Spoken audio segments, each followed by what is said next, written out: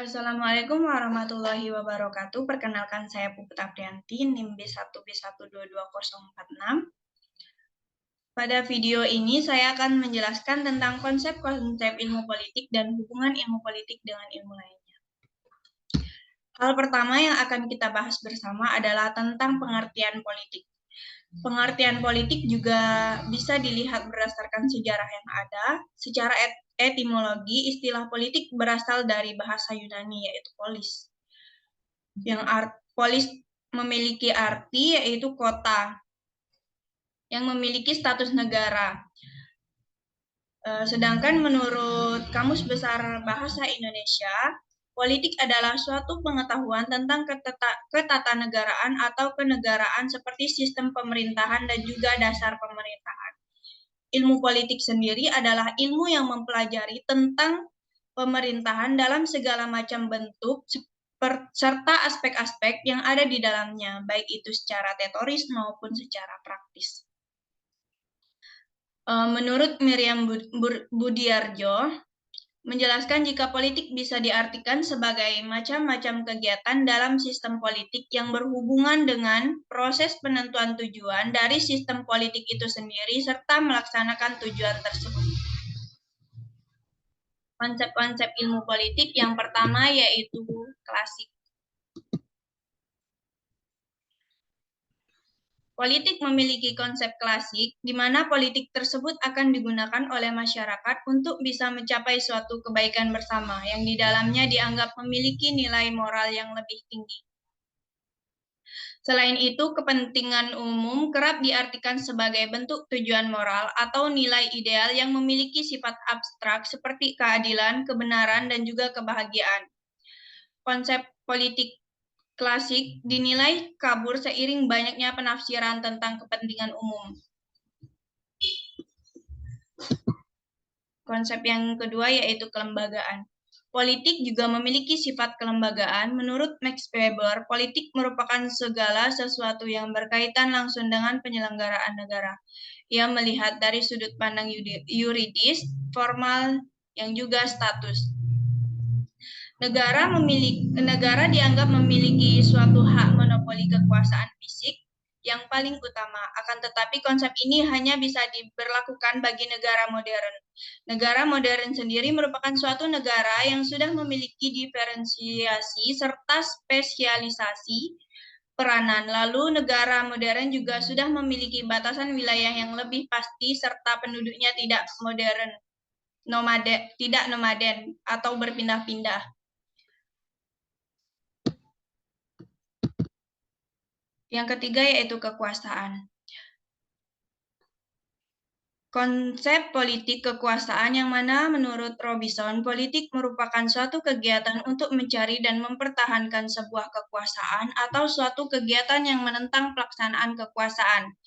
Kekuasaan di sini memiliki arti suatu kemampuan seseorang yang bisa memberikan pengaruh kepada orang lain, baik itu tentang pola pikir atau perbuatan yang bisa membuat orang berpikir dan bertindak sesuai dengan orang yang memberikan pengaruh tersebut.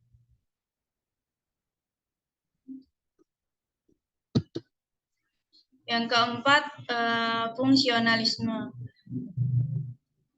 Politik juga memiliki konsep fungsional. Menurut David Aston, memiliki pendapat jika politik merupakan alokasi dari nilai-nilai secara otoritatif.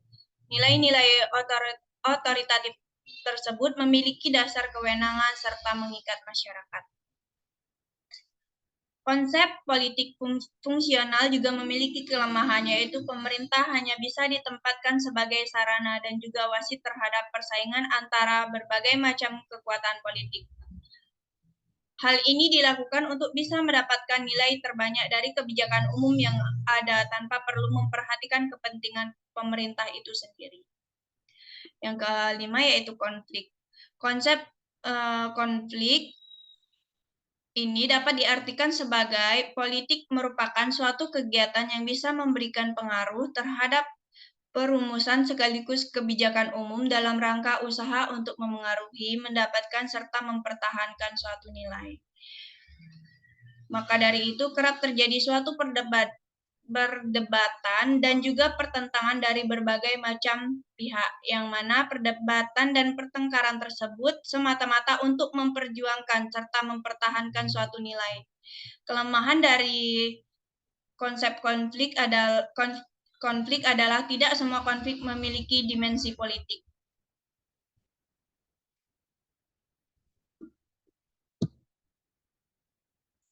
Materi selanjutnya yaitu tentang hubungan ilmu politik dengan ilmu lainnya. Yang pertama, politik dengan ilmu pemerintahan. Hubungan yang nyata antara ilmu politik dengan ilmu pemerintahan adalah anggapan bahwa ilmu pemerintahan yang organisasinya tersusun berdasarkan prinsip-prinsip birokrasi yang mempunyai ruang lingkup begitu luas.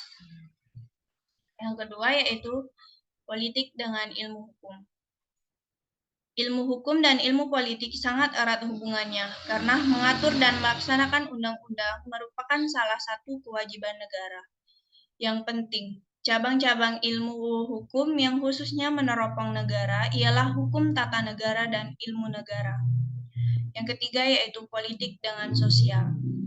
Hubungan ilmu politik tidak hanya terbatas pada sejarah dan filsafat, tetapi juga meliputi ilmu sosial. Ilmu politik merupakan salah satu dari kelompok ilmu sosial dan erat sekali hubungannya dengan anggota-anggota kelompok lainnya.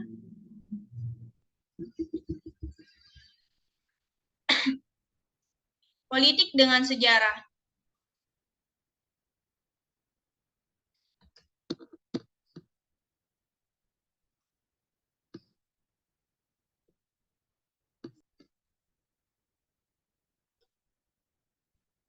Konsep yang keempat yaitu politik dengan sejarah. Sejak dahulu, kedua ilmu ini merupakan dua bidang kajian yang penting kontribusinya dan saling memengaruhi. Sejarah banyak menyumbangkan fakta-fakta masa lampau untuk diolah di dalam ilmu politik untuk lebih lanjut. Perbedaan antara ahli sejarah dengan politik sebenarnya bahwa ahli sejarah selalu meneropong masa lampau yang menjadi sasarannya. Sedangkan dalam ilmu politik, sasarannya lebih ditekankan kepada masa depan atau masa yang akan datang. Yang kelima yaitu politik dengan ekonomi. Politik juga berhubungan erat dengan ilmu ekonomi, di mana prinsip yang tercakup di dalam ilmu ekonomi akan diadopsi oleh ilmu politik, yakni pengambilan kebijakan dalam sistem politik yang bertujuan untuk kemakmuran ekonomi dalam pembangunan suatu masyarakat.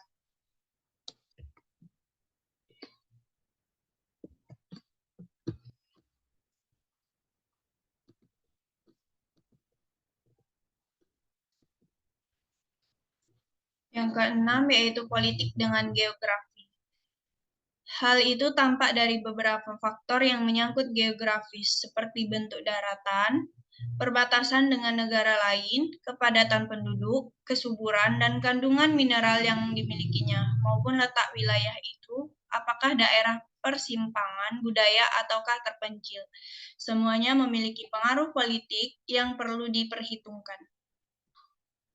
Yang ketujuh yaitu politik dengan administrasi publik. Ilmu politik, sudut pandangnya adalah kekuasaan, sedangkan ilmu administrasi negara, sudut pandangnya adalah sistem pelayanan administrasi dan organisasi publik itu sendiri.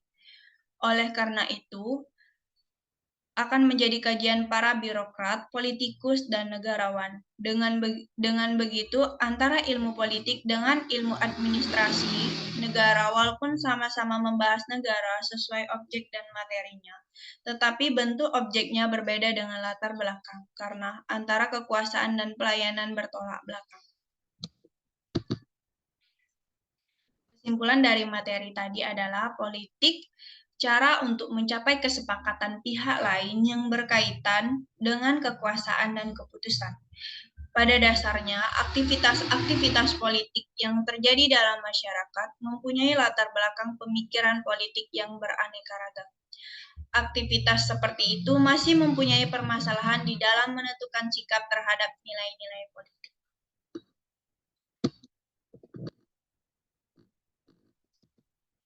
Sekian video dari saya. Terima kasih atas perhatiannya. Wassalamualaikum warahmatullahi wabarakatuh.